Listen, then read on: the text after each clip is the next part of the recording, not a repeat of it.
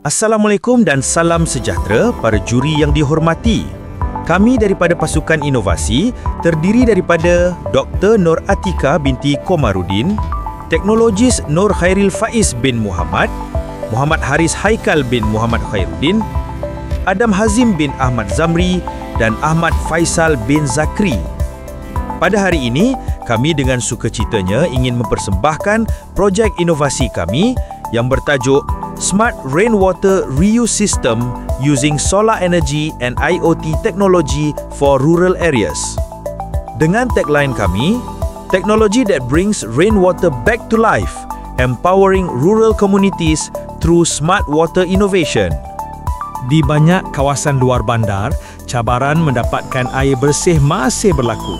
Lebih-lebih lagi ketika musim kering ataupun ketika tekanan air menjadi tidak stabil. Kerajaan Malaysia juga telah membelanjakan berbilion ringgit untuk tujuan bekalan air bersih ke kawasan luar bandar. Kaedah simpanan air tradisional pula sering tidak sistematik, menyebabkan kualiti air tidak terjamin dan berlaku pembaziran. Dan apabila tekanan air menjadi rendah, aktiviti harian serta pertanian berskala kecil boleh terganggu. Pada masa yang sama, air hujan yang turun dengan begitu banyak sering dibiarkan begitu sahaja tanpa dimanfaatkan sepenuhnya. Melihat kepada cabaran ini, pasukan kami membangunkan satu penyelesaian yang lebih pintar. Sistem penggunaan semula air hujan berasaskan tenaga solar dan teknologi IoT, khusus untuk meningkatkan kesejahteraan dan ketahanan komuniti luar bandar. Terdapat 5 komponen penting di dalam projek kami, iaitu: pertama, panel solar; kedua, kotak kawalan IoT; ketiga, 3 jenis penapis utama, iaitu rainwater diverter, housing filter dan GAC filter; keempat, pam air; dan kelima, tangki penyimpanan. Air hujan ditapis melalui 3 peringkat tapisan, iaitu rainwater diversion, housing filter dan GAC filter. Teknologi IoT membolehkan tahap air dipantau secara masa nyata dan pam boleh dikawal melalui aplikasi telefon. Sistem ini berfungsi untuk mengumpul, menapis dan menyimpan air hujan secara automatik. Apabila hujan turun, air dialirkan ke dalam tangki dan melalui pratapisan. Dalam masa yang sama, solar panel mendapat tenaga dari cahaya matahari dan membekalkan tenaga untuk menghidupkan sistem IoT dan pam air. Ia beroperasi sepenuhnya menggunakan tenaga solar melalui panel 30 watt yang disambungkan kepada bateri 12 volt.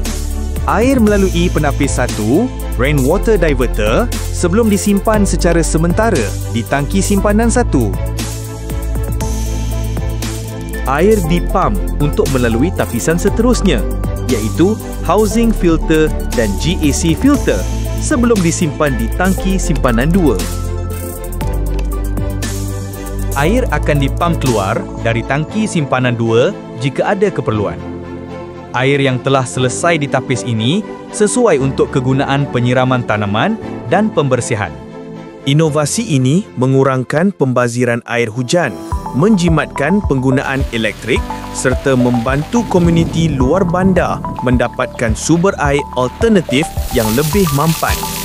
Projek ini menyokong SDG 6, SDG 7 dan SDG 13, iaitu air bersih, tenaga bersih dan tindakan terhadap iklim.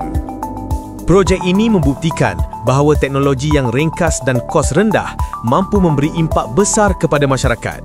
Sistem pintar penggunaan semula air hujan ini sedia untuk diguna pakai dan dikembangkan sebagai penyelesaian lestari untuk kawasan luar bandar.